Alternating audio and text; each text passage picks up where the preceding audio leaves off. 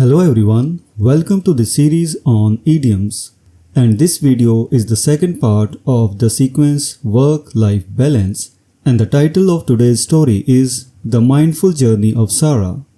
So let's start. Sarah was always someone who had a lot on her plate, between work, family and personal goals. She felt like she was constantly rushing to meet deadlines, juggling one task after another. Often she found herself trying to cut corners to save time, only to end up feeling more stressed and overwhelmed. One day, after missing a crucial deadline at work, Sarah realized it was time to face the music. Her life was spiraling out of control, and she needed to make a change. A colleague suggested she try mindfulness to bring balance to her hectic life. At first, Sarah was skeptical. Mindfulness seemed too simple for someone who had so many responsibilities, but with nothing to lose, she decided to get the ball rolling and give it a try. The first few weeks were challenging. Sarah struggled to find time for meditation and often felt distracted during her practice. She knew she had her work cut out of her, but she was determined. Slowly she began to get the hang of it, learning to focus on her breath and be present in the moment.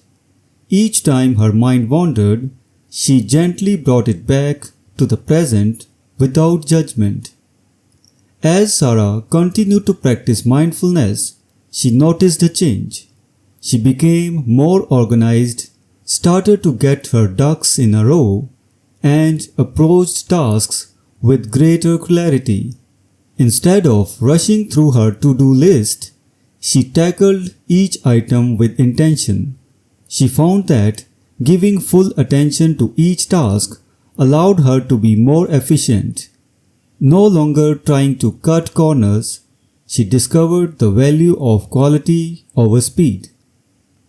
At work, Sarah began to go the extra mile. She no longer felt the pressure to multitask. Instead, she focused on one project at a time, giving it her full energy and attention. Her boss noticed the improvement and praised her for the shift in her performance. It wasn't easy. Mindfulness required her to be patient, and at times she felt she would never master it. But she remembered to give it her all and stick with it. One afternoon, Sarah reflected on how far she had come. She realized that mindfulness had helped her not only at work but in her personal life too. She was more present with her family and less stressed about the future. She had learned that while she would always have her work cut out for her, approaching each moment mindfully made the journey much more manageable and even joyful. Through mindfulness, Sarah learned that true success doesn't come from rushing through life, but from slowing down and being fully present. By giving each task and moment her full attention, she had finally found balance and peace. So this was Sarah's journey to mindfulness. Now let us study the meaning of idioms that appeared in the story and use them in sentences. A lot on one's plate, meaning to have many responsibilities or tasks to deal with. Sentence: Sarah was always someone who had a lot on her plate, balancing work, family and personal goals. Cut corners, meaning to do something in the easiest or quickest way, often compromising quality. Sentence: Often she found herself trying to cut corners to save time, only to end up feeling more stressed. Face the music. To accept the consequences of one's actions. Sentence. After missing a crucial deadline, Sarah realized it was time to face the music and make changes. Get the ball rolling, meaning to start something, especially something important. Sentence. Skeptical about mindfulness, she decided to get the ball rolling and give it a try. Have one's work cut out for them, meaning to face a difficult task or challenge. Sentence. She knew she had her work cut out for her, but she was determined to make mindfulness work. Get the hang of it, meaning to become familiar with or learn how to do something. Sentence. Slowly, she began to get the hang of it, learning to focus on her breath and be present.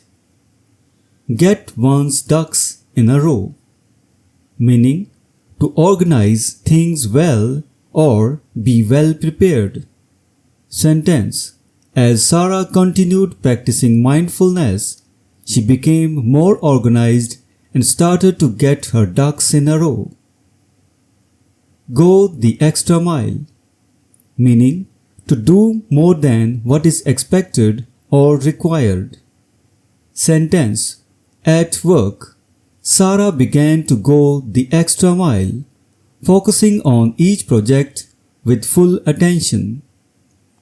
Give it your all, meaning to put in maximum effort and commitment. Sentence. Although mindfulness was challenging, she remembered to give it her all and stick with it. Have your work cut out for you, meaning to face a particularly difficult challenge. Sentence.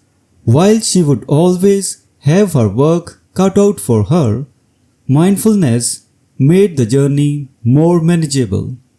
So this was today's list of idioms which came under the category work-life balance, and this was the second part of this sequence. We will meet in the next video and discuss some more idioms. Until then, goodbye and thank you.